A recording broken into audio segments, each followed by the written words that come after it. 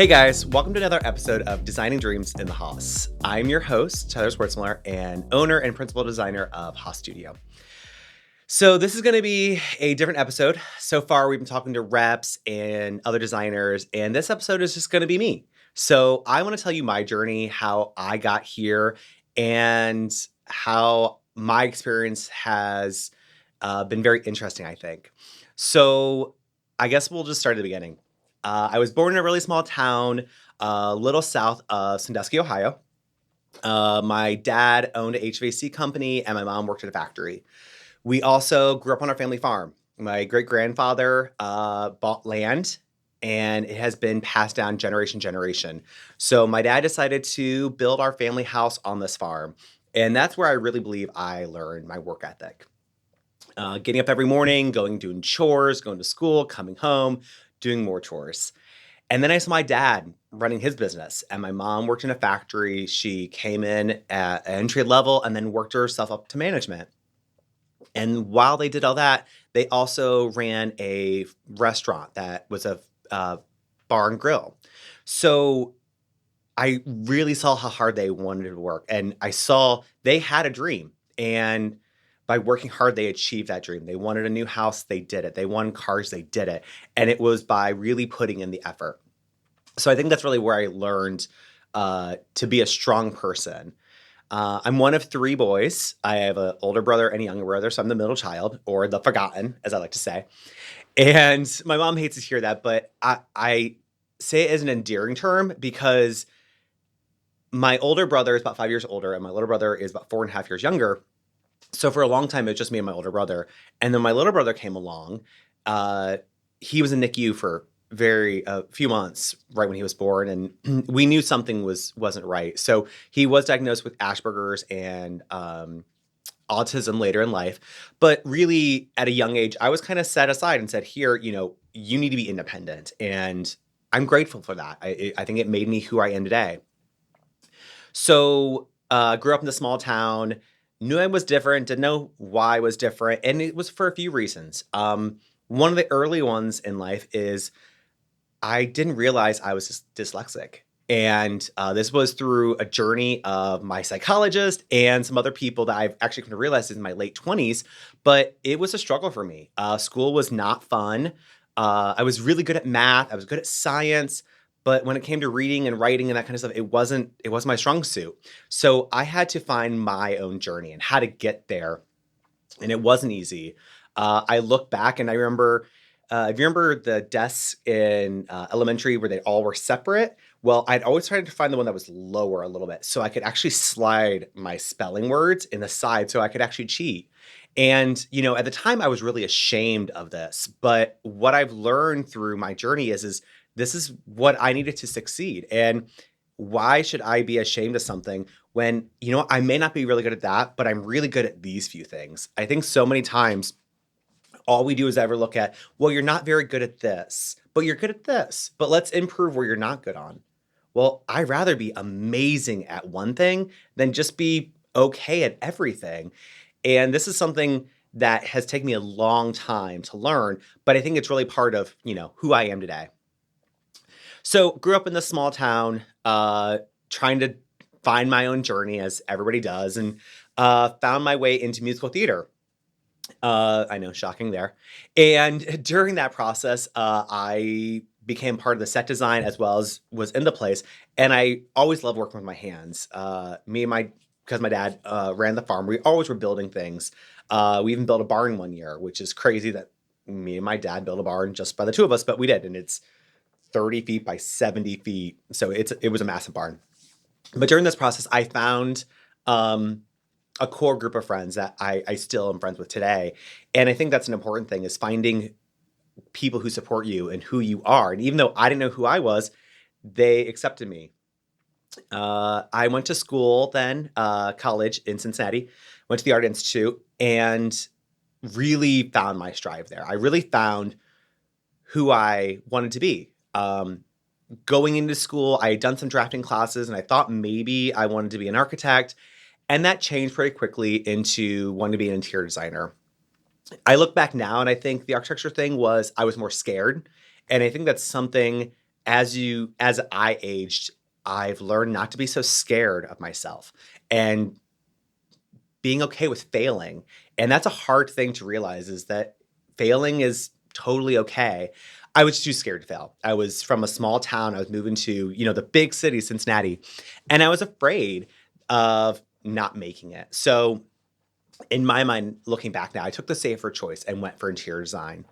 Uh, I graduated high school in May and went to college in July. I just wanted school to be done with because my experience with school was not great so far. Just having some learning disabilities and never really being diagnosed with them either. Just because of where we grew up, we didn't have those resources. So was in school and I wanted a job while I worked. So I went online, just started searching for all kinds of interior design places, and just ended up at a furniture store. And they hired me pretty much sight unseen. I think one thing I've learned through my life is how to sell myself. And I think because I'm passionate about what I do and who I am, I'm really good at selling myself. So that was a huge thing for me, that this company was taking kind of a risk on me. Now, was I this amazing designer? No, I was going to be kind of an intern that got paid, that was helping these designers, but I was going to learn a lot. And I remember my first semester in college, we were going over some plans or something, and I was like, oh yeah, I just did this the other day at my job that I get paid for. And a lot of the other students didn't have that experience yet. So went through school literally as fast as I could. I was taking a full schedule on site. At the time, online classes were just starting. So for some reason, they weren't tracking how many hours you were taking. So then I was also taking online classes and then working full time. I seriously don't know how I got any sleep whatsoever, but I ended up finishing my degree in a little over 3 years, just like blazing through it as fast as I possibly could. As soon as I graduated, that company took me on as a full-time designer, and I quickly became a manager of the showroom. I was barely 20 years old. Like, how I was able to sell myself into managing people that are in their 30s and 40s, I don't know. Again, I think it's the passion that I have for everything. And you know what? I will say, I've learned how to be good at BS. And not that I'm ever lying about what I'm talking about, but I know how to really push it as far as I can without lying. So I was there for probably about another year or so, and I just felt like I needed a change and was online looking. And at the time, like Craigslist is where you kind of found jobs, which is kind of scary now thinking about back at it. But I found this job, and it was for a kitchen and bathroom design firm. And I learned some kitchen and bathroom design in school, but they don't really teach you a whole lot. I mean, in full honestly, they barely had to teach you how to use a tape measure, which seems like a really important part of what we do every day, but they don't show you how to do it. I actually saw a designer a few weeks ago pull a tape measure out, and I was actually had the numbers of like 1/8, quarter, 3/8 on the tape measure because they didn't know how to read it. So maybe something we should try to look at when we're educating our interior designers. Anyhow, so took this interview, and during the interview, they said, "Oh, you have to know this software called 2020, which is kind of a crucial thing when it comes to interior design or kitchen cabinet design." And I've gone through CAD, SketchUp, Revit, all these, but none of them were this software. And on my resume, I BS'd and said I knew how to do this, even though I didn't.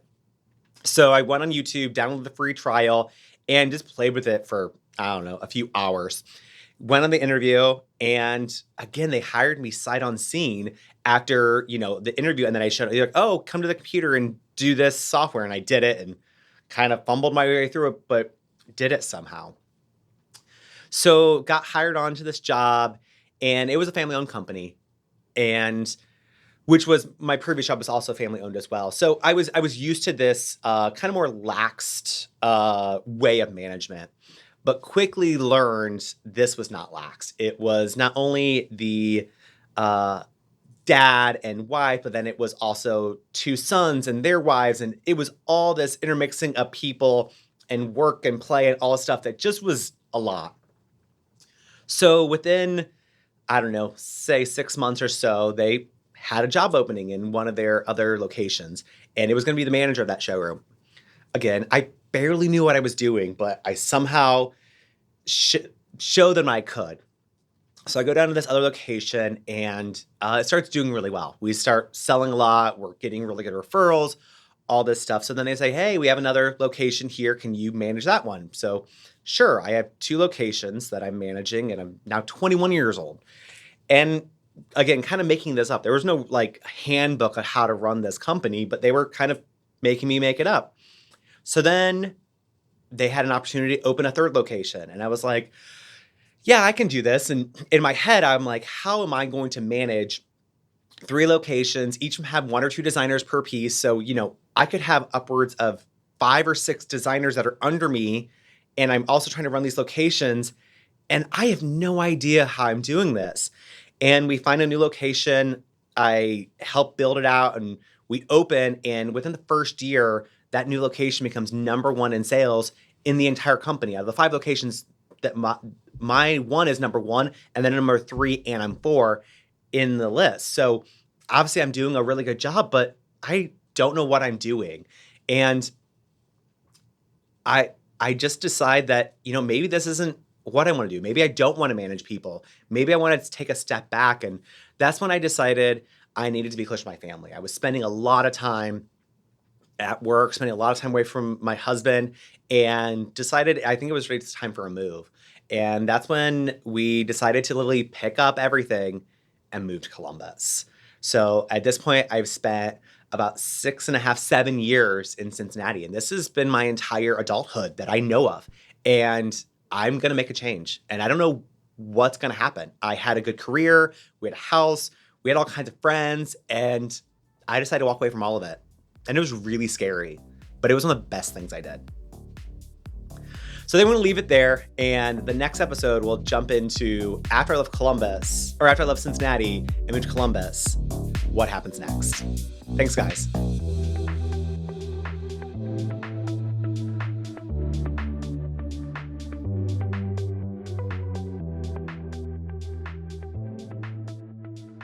Boxland Media. Think big.